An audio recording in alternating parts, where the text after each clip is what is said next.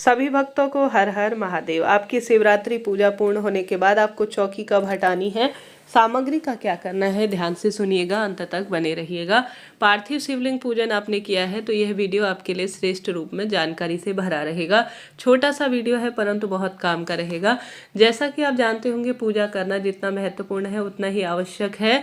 विधि विधान से उस पूजा सामग्री चौकी को हटाना या विसर्जित करना, तभी पूजा आपकी पूर्ण और श्रेष्ठकर मानी जाती है। सबसे पहले जहाँ पर भी आपने पूजन किया है, भगवान को धन्यवाद करें कि आपने हमें पूजा करने योग्य रखा है या हमें बनाया है। कई भक्तजनों को यह मौका मिल ही नहीं पाता। मासिक धर्म, सूतक पातक की स्थिति आड़े आ जाती है या शरीर दुख बीमारी के कारण व्रत उपवास नहीं कर पाते हैं। आप पूजा कर ले रहे हैं, यही भगवान का धन्यवाद करें। सबसे पहले भूल चूक के लिए क्षमा प्रार्थी हो जाए। बात कर लेते हैं पार्थिव शिवलिंग की, अर्थात मिट्टी के शिवलिंग के पूजन की। तो मिट्टी का शिवलिंग अगर आप 4 पहर की पूजा, जैसे रात भर पार्थिव शिवलिंग पूजा कर रहे हैं तो आप रात भर रखें पार्थिव शिवलिंग को। अगर आप सामान्य स्वरूप में प्रदोष काल की पूजा या रात्रि को आप पूजन करते हैं किसी भी स्वरूप में, या दिन भर में सुबह शाम जब भी आप पूजन करते हैं, तो पार्थिव शिवलिंग को 1 घंटे के भीतर ही जो दीपक आपने प्रज्वलित किया है पूजा में वह ठंडा हो जाए तो आपको तुरंत ही जो है पार्थिव शिवलिंग को विसर्जित कर देना चाहिए। सबसे पहले पूजा में 5-10 मिनट के भीतर आपको प्रसाद को निकाल लेना चाहिए उस स्थान से और उसे वितरित कर लेना चाहिए। ठीक है, पार्थिव शिवलिंग जो है 1 घंटे के भीतर विसर्जित कर दे, परंतु पूजा कोई सी भी हो, शास्त्रों में कहा जाता है जो प्रसाद होता है उसे सभी में तुरंत ही भगवान ग्रहण कर चुके होते हैं, उसे आप सभी को ग्रहण कर सभी को वितरित कर देना चाहिए। बात आती है सुहाग सामग्री की, तो माता गौरी का यह प्रसाद है, आप इसे धारण कर सकते हैं, अपने पास ही रख लीजिएगा। पार्थिव शिवलिंग को विसर्जन कहाँ करना है, जो शिव पूजा में आपने जल प्रयोग में लिया है उसे तुलसी में न डालें, किसी भी जो है जैसे शिव का अभिषेक करने के बाद किसी भी शुद्ध अन्य गमले में डालिएगा, परंतु तुलसी में न डालें, यह दोष उत्पन्न करता है, इस बात का ध्यान रखिएगा।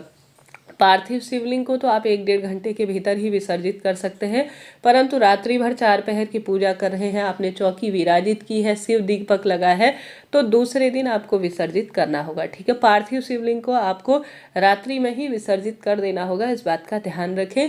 और साथ ही आपने अगर रात्रि भर 4 पहर की पूजा की है तो दूसरे दिन, जैसे 26 तारीख को व्रत है, 27 तारीख की सुबह आपको व्रत खोलने के बाद सभी को जो ब्राह्मण भोज कराया है या एक समय का भोजन दान किया है या किसी न किसी स्वरूप में आपने दान करने के बाद सूर्य भगवान को जल चढ़ाकर, स्नान इत्यादि से सब कार्य से निवृत्त होकर भगवान को भोग लगाकर आप सुबह विसर्जित कीजिएगा। ठीक है, अगर 4 पहर की पूजा कर रहे हैं तो सामान्य सरल तरीके से सुबह शाम की पूजा कर रहे हैं तो शाम को ही आप चौकी हटा सकते हैं, नहीं तो दूसरे दिन हटाएं, परंतु पार्थिव शिवलिंग विसर्जन तो 1-1.5 घंटे के भीतर ही कर लिया जाता है।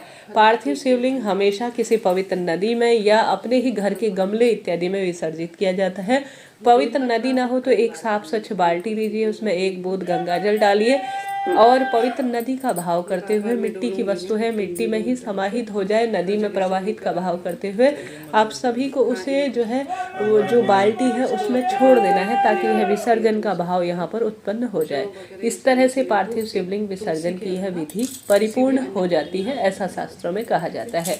आप सभी को शिवलिंग पर चढ़ाई हुई बेलपत्र को अपने पास रख लेना है प्रसाद स्वरूप और सभी चीज़ों का आपको वितरित कर देना है। अगर आपने कलश स्थापन किया है तो कलश के अंदर जो जल है उसे घर में छिड़काव कर दीजिए। कलश के अंदर जो रखी हुई वस्तु है जैसे कमल गट्टा, 1 रुपये का सिक्का वगैरह, उसे आप अपनी तिजोरी में रख सकते हैं और विधि विधान से आप पूजन करें। सभी वस्तु जो महादेव को समर्पित की है उसमें से कुछ वस्तु दान करने योग्य है, जैसे दक्षिणा वगैरह चढ़ाई है तो दान कर दीजिए, नहीं तो पवित्र नदी में विसर्जित कर दीजिए और घर पर ही किसी गमले में आप सभी रख दीजिएगा।